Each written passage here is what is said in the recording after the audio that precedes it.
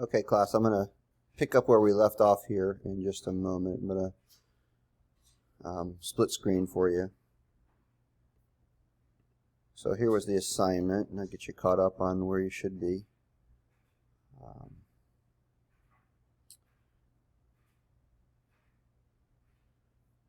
We are on this slide, tendons, slide 14, which is number 10 here. Tendons join bone to bone. Ligaments join, tendons join muscle to bone, Ligaments join bone to bone, and that would be the next slide. I finished lecturing on tendons, and we talked about where tendons tear, whether it's in the muscle-tendon junction or the tendon itself. Tendons have a poor blood supply, so they don't heal well, and that's where I left off.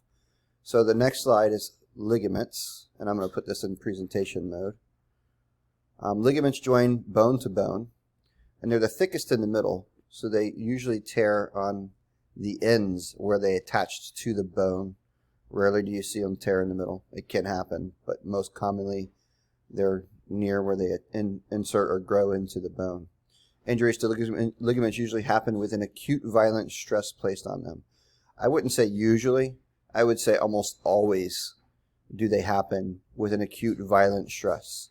And this is where we get into what I introduced earlier on in the semester when we talked about athletes landing off balance in an acute episode. So if you can picture, the NBA videos where we watch an athlete come down from a sudden deceleration, like a jumping up and coming down from hitting or hanging on the rim, and they land wrong. That's an acute injury episode, much like falling off a bike would be, or a car accident. And so these traumas are typically when the muscles don't absorb the energy and the joints are bent in the direction they're not supposed to go, the ligaments get damaged. And that makes sense based on their function. They attach bone to bone. So obviously when the joints move the direction they're not supposed to go, the ligaments will be damaged. So it's usually sudden and very painful. In some instances, it can be chronic, but not very often do you have a chronic injury episode.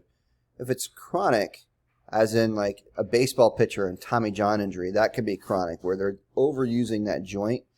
Throwing sidearm in baseball, for example, the joint's being moved in the direction it's not supposed to go over and over and over again, instead of the direction it is supposed to go. So sometimes you'll see it with elbow injuries and baseball pitchers, and baseball and throwing athletes in general. Sometimes tennis players can get it. You might see it in a volleyball player if they're serving wrong. And it has everything to do with serving mechanics. So these small micro tears in the ligaments aren't strong enough to create a tear. And now we're talking in the chronic situation where they're overusing serving over and over again or pitching over and over again. So they're small forces instead of an acute, large, full body weight force on a ligament. They're small forces, but large enough to create micro tears, and those micro tears build up over time to the point where you get a tear of the ligament. And the classic example again is a Tommy John injury of the elbow. The inside ligament or the medial collateral ligament of the elbow gets ruptured or torn. It can happen in other places chronically. But again, I would say the majority of the time, it's an acute injury episode. So moving on to the next slide. Oh, good point here. Intermittent stress actually strengthens the ligament. So, and that has everything to do with Darwin's theory of adaptation, right? Intermittent stresses, small stresses over time, will encourage strength and growth of the ligament, just as it would with a bone or a muscle. So ligaments can adapt and get stronger. They just take much longer because of their low blood supply, but they do get stronger over time. And it's natural to stress them a little bit. All joint ligaments should be stressed slightly with natural movements, but we want the joint to move the direction it's supposed to go the majority of the time. Hopefully that makes sense. And then the next structure in a joint, particularly in the knee joint we're showing here, is cartilage. And cartilage is found, as we know from studying the anatomy of a long bone, at the end of the bones, or at the very end. And we've already studied what they function to do, which again is to reduce friction in a joint. And it's slippery kind of, so it helps to reduce friction in the joint. And it also pads. And in this case, the meniscus and knee, which is what you're looking at, these two blue, grayish, white structures, are a superior or bird's eye view of the tibia in the knee. the top of the tibia. And here's your ACL cut away. Your PCL is also cut away. And so we're orienting you. This is the back side of the leg. This is the front side where your kneecap would sit. And these are your menisci. And these function to do a few things. One, they're a little thicker than typical cartilage, so they pad. But they also create a little faucet or a place to guide and keep the knee tracking properly. So the femur itself of your knee sits into these two condyles and holds it in place, which is kind of cool. So, but again, in general, cartilage's function is to absorb energy or shock and provide a slick surface for gliding of the joints so you don't have bone on bone. In arthritic conditions, the meniscus when it gets reduced in the knee in particular, you'll see a lot of people have knee problems later on in life. You have two types of arthritis, and it's basically a wearing away of this cartilage either through age or through a genetic disorder called rheumatoid arthritis, which we've discussed already. Moving on to the next slide. Injury classifications, you have sprains, strains, subluxations, and dislocations. So now we're on to number 13 here, injury classification, sprain, strains, subluxations, and dislocations. We know a sprain is to a ligament and a strain is to a tendon. Remember, T in strain, tendons and muscles get strained, ligaments get sprained. Subluxations and dislocations are two joints. This image here happens to show a DIP and a MCP, the MCP of the thumb and the DIP of the thumb. And these are both dislocations. I would classify this one more as a subluxation. One person might look at it and say it's a dislocation, but you can see in letter B, the joint is completely dislocated here. So a subluxation is simply a partial dislocation, and a dislocation is a full separation of the joint. So those are subluxations, dislocations, sprains, and strains. Moving on to the next slide. Skeletal trauma. But bone functions, this is kind of a little bit of a review for bone. It supports the body, organ protection, movement, stores calcium in the form of red blood cell production, which we've discussed. Types of bones we've also discussed, so this is review. So you can skip this section. Weaknesses. Bones, this is new information. Bones are weak where they change shape and or direction. For example, the clavicle changes shape and direction at approximately the same spot. Therefore, that is where the majority of fractures occur. And so I'm going to show you an image of that here with the skeleton. And this is a great view from top down.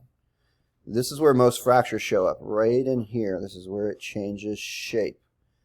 Let's see if we can get it at another angle here. Sometimes you'll see a fracture right in here, but the majority of the time it's actually right here, the middle third of the scapula, or I mean clavicle, pardon me. So where they change shape. So flat, excuse me, I'm on the wrong slide here. Clavicle changes shape and direction at approximately the same spot, which is the middle third that I just pointed out. Depending on the force applied, there are 11 different types of fractures. So now we're moving on to fracture types.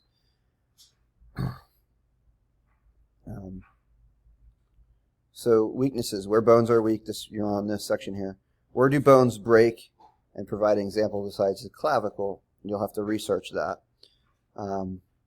What determines the type of fracture? Go back to this slide. Depending on the force applied, there are 11 different types of fracture.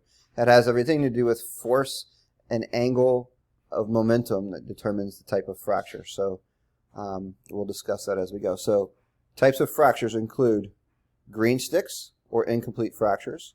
The mechanism or injury, the mechanics involved would be bending usually, would cause a green stick. And if you look at this would be a longitudinal section of the bone and you see this line here, that's your green stick fracture. The pattern of the fracture, what it shows up is like in the transverse plane, okay? And here's another appearance, if you will. So a green stick. And then impacted or telescoping fracture is usually from a either a torsion or a direct impact. Most likely a spiral type mechanism, so you can picture a foot being planted in the ground and the shin fracturing in a spiral mechanism or a corkscrew.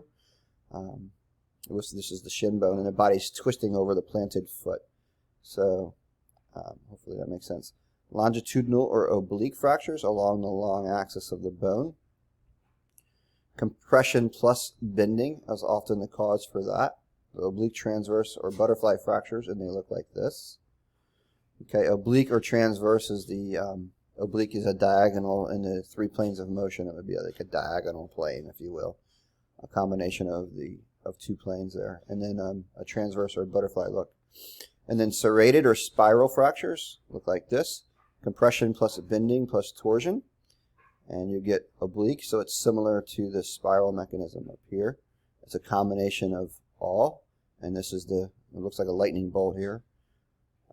And then transverse or comminuted, variable mechanisms that can cause a transverse fracture. Comminuted, I usually picture like a crush injury mechanism where the bone is just totally crushed under heavy weight and you get lots of little breaks here. So this is a comminuted or transverse fracture. And then blowout is to the eye. If you could picture the classic boxer's injury mechanism, somebody getting punched in the eye and the compression force on the bottom side of the eye blows out the arch of the eye, the zygomatic arch, which I'll show you that here in the skeleton. This area right in here gets fractured. This is not a fracture, this is a natural suture joint in the eye, but you can see this area of the eye. This is known as the zygomatic arch, and it supports the eye itself. When that fracture happens, it's very dangerous because the eye can drop out, and the retina and the nerves that supply the eye can be damaged, and you can lose vision if it's a really bad blowout fracture. And then avulsion fractures. This is an example of an avulsion fracture. Oftentimes with hip flexor injuries, we'll see an avulsion fracture of the hip flexor where it attaches to the pelvis. And it looks like this, where it's a chunk of bone that's been pulled away. And from our new definitions, we know what an avulsion is now, right? It can be any tissue that's partially amputated. And so what you'll see on x-ray is like a floating piece of bone that's still slightly attached either to the ligament or the bone at the pelvis itself. And avulsion fractures can happen anywhere, not just in the hip flexor, but that's a common place. Stress fractures continued, and I got to check my time here. We've got 3 minutes left. We may not get through it in this lecture, but I'll record another one. Stress fractures, no specific cause, but with a number of possible causes. Overload due to muscle contractions. So stress fractures we've already talked about a ton in the shins with runners and Darwin and the FIT principle. There are plenty of other places where you can get stress fractures. Most commonly it's the lower extremities, the shin and the upper thigh. Rarely do you see it in the femur. You most often see it in the foot and the lower leg. You can get it in gymnasts who are doing a lot of loading under the force of gravity with their arms. So the majority of the cause is gravitational effects and loads. But it can happen with muscle contractions where you get stress fractures, where the muscles attach to the bone and pull away from the bone itself. So that's considered a cause as well.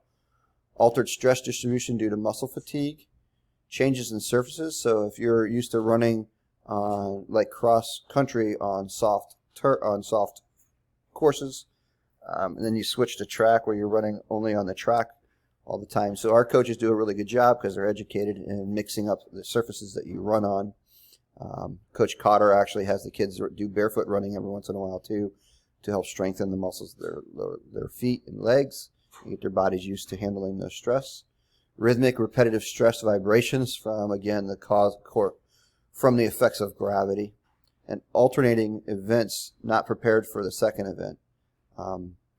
So that one's kind of hard to explain, but I would say more likely alternating seasons. So like if you're a swimmer and then you go into the spring season for lacrosse. And coming back to participation too soon. So let's say you have a stress fracture. Well, obviously you're going to be required, especially if it's a lower limb, to rest it. And while you're resting it, you're basically sitting on the couch being a couch potato, not loading those bones. So you come back and the bone is healed, but it's not used to the loads that are required of this sport. And oftentimes athletes get this clearance to return too soon, and then they get too aggressive and create a new stress fracture after they just healed from another. So that's a common mistake.